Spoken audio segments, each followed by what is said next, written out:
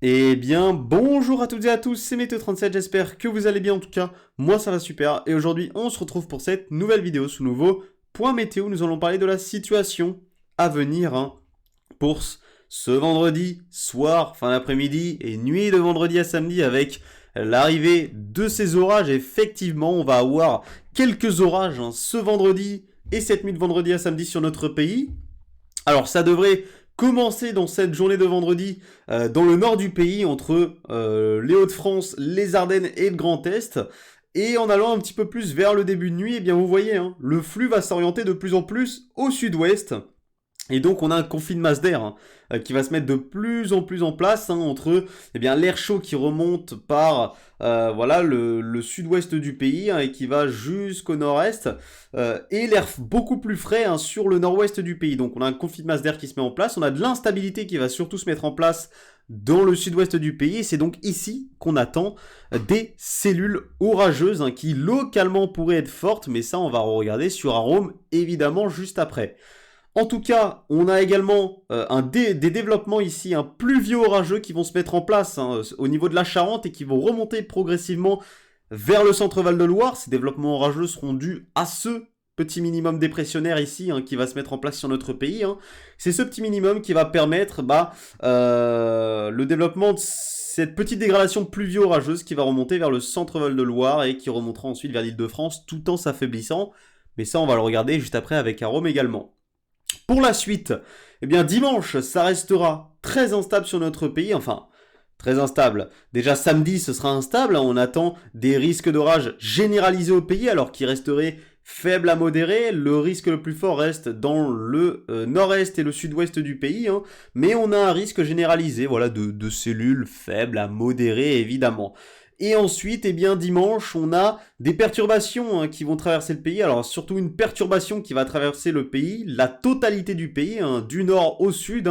Voilà, dimanche va être une journée très humide sur notre pays, due évidemment à l'influence de cette dépression qui passe au sud du Royaume-Uni et au nord de la France. Et ensuite, tout cela va progressivement se décaler vers l'Europe, évidemment. Ensuite, à l'arrière de cette dépression, vous le voyez, regardez, c'est un flux un petit peu plus nordique qui se met en place sur le nord du pays, donc la moitié nord devrait, en début de semaine, avoir un déficit thermique assez important. Encore une fois, on aurait un bon déficit thermique sur le nord du pays, notamment donc les régions de l'extrême nord, c'est là qu'on aura le déficit le plus important, mais ça concernera, là ça influencera une grosse partie de la moitié nord du pays. Ensuite, regardez, ce flux va progressivement s'affaiblir, ce flux nord, et progressivement, c'est la dorsale anticyclonique venue du sud qui va prendre le dessus. La semaine prochaine, vous voyez, elle prendra progressivement le dessus, et donc, c'est des températures un petit peu plus douces qui devraient se mettre en place la semaine prochaine, et c'est d'ailleurs, cette dorsale qui devrait faire que la semaine prochaine serait un petit peu plus douce que les normales de saison. Voilà. Même si on aura ce déficit thermique sur le nord du pays, le sud du pays restera dans des températures autour des normales de saison. Voilà. Dans le sud du pays, des températures des normales de saison, voilà, c'est autour des 18, 19, 20 degrés sur certains secteurs, donc c'est des températures assez douces quand même. Et pendant ce temps-là, dans le nord du pays, on aura un bon déficit thermique sur certains secteurs. On sera sur un déficit quand même qui ira de moins 6 à moins 7 degrés, notamment sur l'extrême nord du pays, voire moins 8 sur certains secteurs. Donc voilà, un bon déficit thermique, mais qui ne durera que 2 jours, notamment entre lundi et mardi. Voilà. Mardi, ce déficit thermique se décalera d'ailleurs un petit peu plus vers le nord-est, forcément, puisque le flux se décale progressivement, l'air froid se décale progressivement vers l'est, donc voilà, c'est dans le Grand Est qu'on attend le déficit thermique le plus important mardi, et sur une grande moitié nord, lundi évidemment, et surtout sur l'extrême nord. Voilà, et ensuite, comme je vous ai dit, la dorsale va remonter la semaine prochaine pour laisser place à des températures plus douces sur le pays. Donc, on va aller sur Arome, évidemment pour revoir ce risque orageux dans cette fin d'après-midi, soirée, nuit, de vendredi à samedi, et regardez, alors regardez bien ce qui va se passer. Alors comme je vous ai dit, on a les premiers risques de développement orageux en fin d'après-midi de ce vendredi entre les Hauts-de-France, les Ardennes et le Grand Est. Alors ça restera des orages faibles à modérés, ne vous inquiétez pas, hein, c'est à l'arrière d'une masse d'air quand même très froide. Voilà, c'est un petit peu dans le conflit de masse d'air, oui, hein, mais voilà, on n'aura pas forcément énormément d'instabilité sur ces secteurs, donc voilà, ça restera des cellules orageuses faibles à modérées. Ensuite, tout cela va se décaler progressivement hein, vers la Belgique. Et en attendant, regardez, hein, sur le sud-ouest du pays, on a des développements orageux qui se mettent en place, hein, puisqu'on aura un petit peu plus d'instabilité. Donc attention à ces orages-là qui pourraient s'avérer un petit peu plus forts. Alors, ça pourrait être fort localement, sinon ça restera généralement modéré, même si, sous les plus fortes cellules, selon Arome, on pourrait localement atteindre les 80, voire 90 km/h en rafale. On pourrait avoir également pas mal de précipitations et une bonne petite activité électrique comme des orages modérés à forts évidemment. Pas une énorme activité électrique mais vous voyez une activité électrique normale hein, finalement.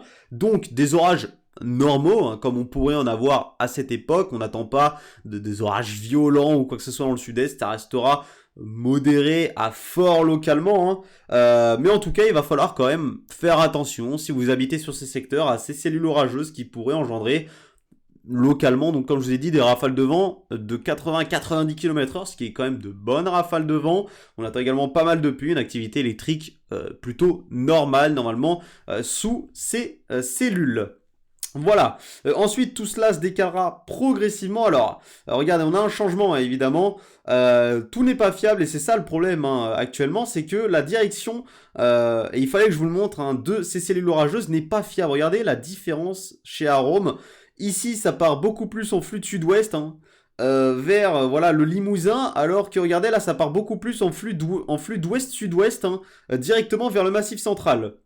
Donc, est-ce qu'on ferait plus confiance à la nouvelle réactu hein, qui envoie ces cellules orageuses vers le Massif central? Eh bien, c'est très difficile de le dire. Et c'est pour ça que la zone de risque orageux est quand même très large. Hein. On a finalement une zone de risque orageuse qui va donc des Landes à la Gironde, vers le Gers, en allant vers la Dordogne, le Massif central et le Limousin. C'est toute cette zone hein, finalement qui a un risque orageux parce que vous le voyez, hein, et il fallait que je vous le montre pendant ce point météo.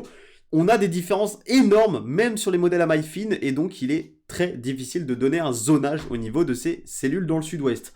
Même si, bon, derrière, hein, elles s'affaibliront, ça deviendra seulement voilà, des cellules pluvieuses, elles sont même plus orageuses peut-être à ces moments-là, donc bon, il n'y a rien d'énorme à craindre sur ce secteur, c'est surtout entre voilà, les Landes, la Gironde, le Gers et limite la Dordogne qu'on attend le plus gros risque orageux.